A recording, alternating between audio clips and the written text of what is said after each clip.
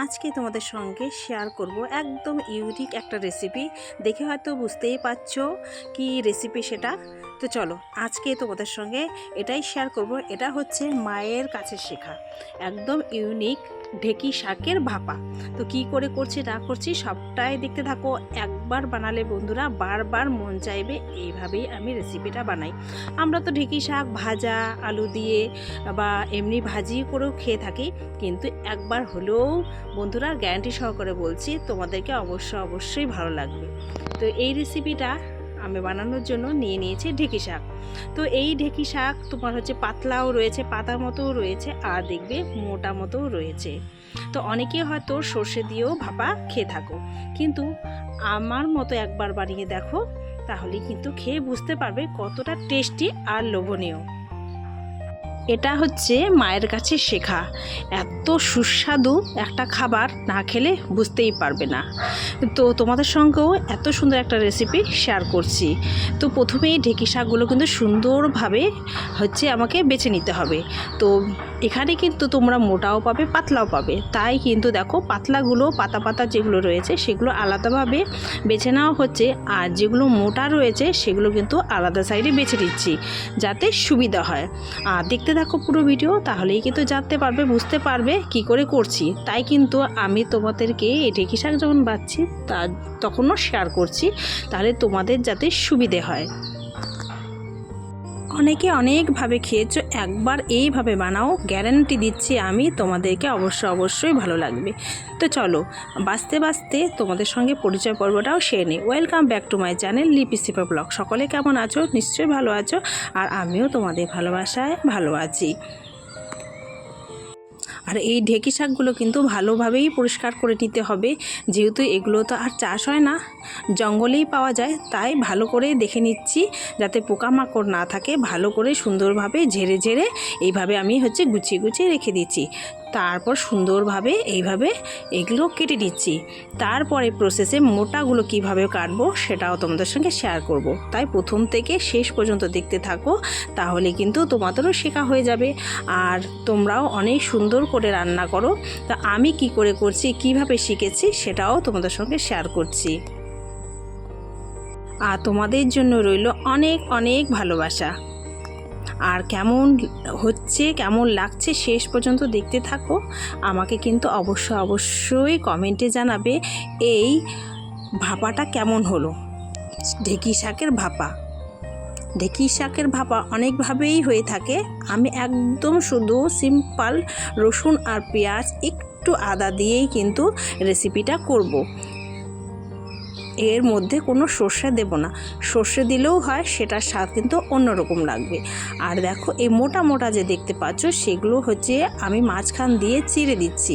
চিড়ে দিয়ে তারপর সেগুলো হয়তো কুচি করে এইভাবে সুন্দরভাবে কেটে নেব। আর এই শাকটাও কিন্তু সুন্দরভাবে যদি আমি কাটি, তাহলে কিন্তু তরকারিটাও বেশ সুন্দর হবে আর মোলায়েম হবে। তো দেখতে থাকো, কেউ স্কিপ করো না।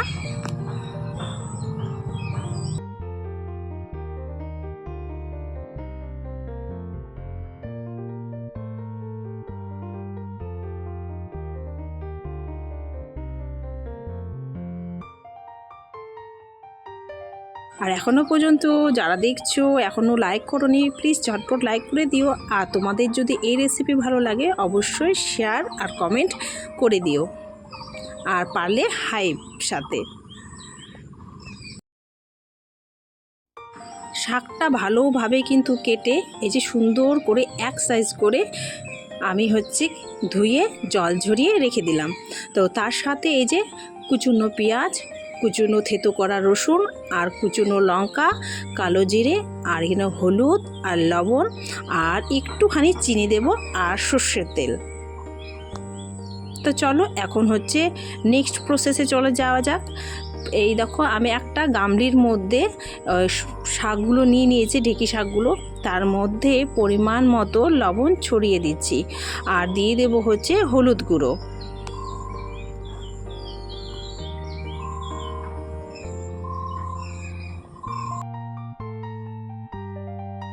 তারপর এর মধ্যে আমি একে একে সেই কুচুনো পেঁয়াজ রসুন আদা সবগুলো দিয়ে দেব।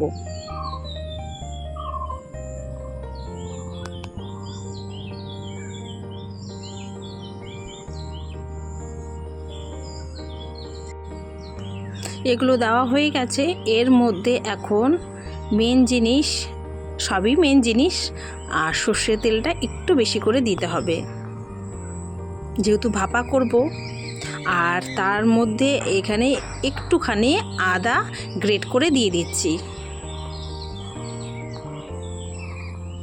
ফার্স্ট টু লাস্ট তোমাদের সঙ্গে শেয়ার করছি। তোমরা যদি এইভাবে বানাতে চাও ভিডিও দেখে বানাতে পারবে। একবার হলেও বন্ধুরা এইভাবে ট্রাই করো, অবশ্যই তোমাদেরকে ভালো লাগবে, মুখে লেগে থাকবে।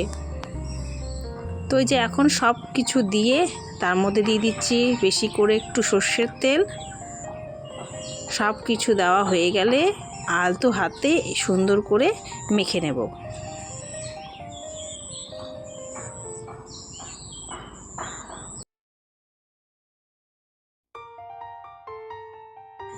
আমি এর মধ্যে একটুখানি চিনি দিলাম। তোমরা যে যেরকম পছন্দ করো, যদি মিষ্টি বেশি পছন্দ করো বেশি দিতে পারো। আর একটা কুচনো টমেটো দিয়ে দিলাম। তারপর আলতো হাতে ভালো করে সুন্দর করে মেখে নিচ্ছি। চটকিয়ে চটকিয়ে মাখতে হবে না, আলতো হাতে মাখলেই হবে।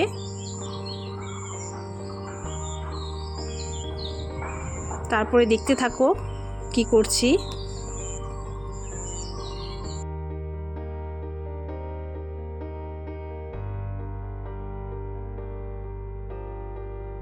এখানে কড়াই বসিয়ে দিয়েছি। এর মধ্যে এখন দিয়ে দেব গরম হয়ে গেলে সর্ষের তেল। যেহেতু মাখানোর সময় দিয়েছি তাই এখানে অল্প একটু দিয়ে দিলাম।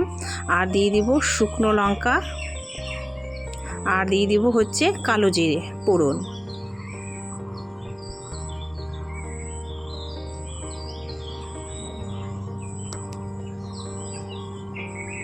তো এগুলোকে এখন ভালো করে একটু ভেজে নিচ্ছি আর কি।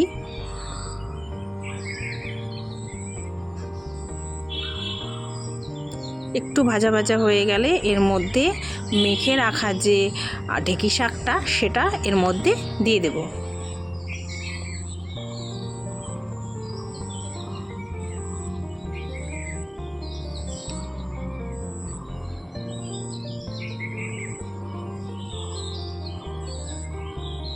এটার মধ্যে সবটাই দিয়ে দিলাম। আর মেখে রেখেছিলাম যে সেখানে একটু জল দিয়ে দিলাম।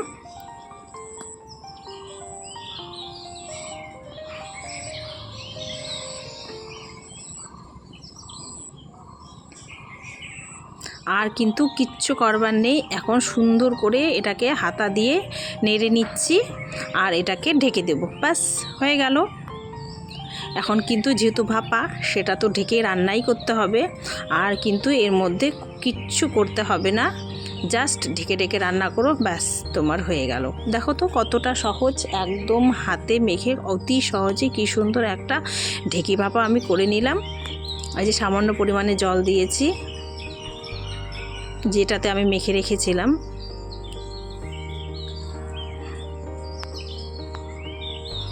একটু মাঝে মধ্যে একটু দেখে নিচ্ছি।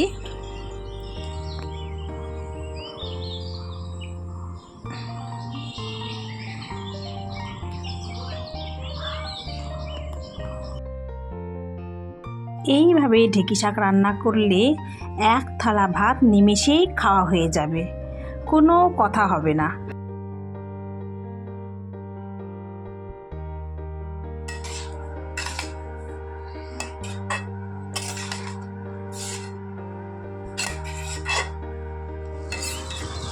এই যে ঢাকনাটা তুলে তোমাদের সঙ্গে একটু শেয়ার করছি। দেখো কালারটা কিন্তু একটু চেঞ্জ হয়েছে আর হালকা হালকা মতো জলও ছেড়েছে। তো এটাকে কিন্তু আবার ঢেকে আমি রান্না করব, যেহেতু ভাপা করব আর কি। তো মোটামুটি কিন্তু আমার হয়ে এসছে। এটা হচ্ছে ফাইনাল লুক বলতে পারো। আর বারবার কি আর দেখাবো, ওই ঢেকে ঢেকে রান্না করেছি, মোটামুটি হয়ে গেছে। এখন হচ্ছে নামানোর পালা। তো কেমন লাগলো আমার রেসিপি অবশ্যই কমেন্টে আমাকে জানাবে। তোমাদের কমেন্ট কিন্তু নেক্সট ভিডিও আনতে আমাকে উৎসাহ জাগায়। তো আজকে তোমাদের সঙ্গে শেয়ার করলাম মায়ের কাছে শেখা ইউনিক একটা ঢেঁকি শাকের রেসিপি। তো তোমরা বলবে কমেন্টে কেমন হয়েছে। আজকের মতো আমি এখানেই বিদায় নিচ্ছি। সকলে ভালো থাকবে, সুস্থ থাকবে। সকলকে টাটা।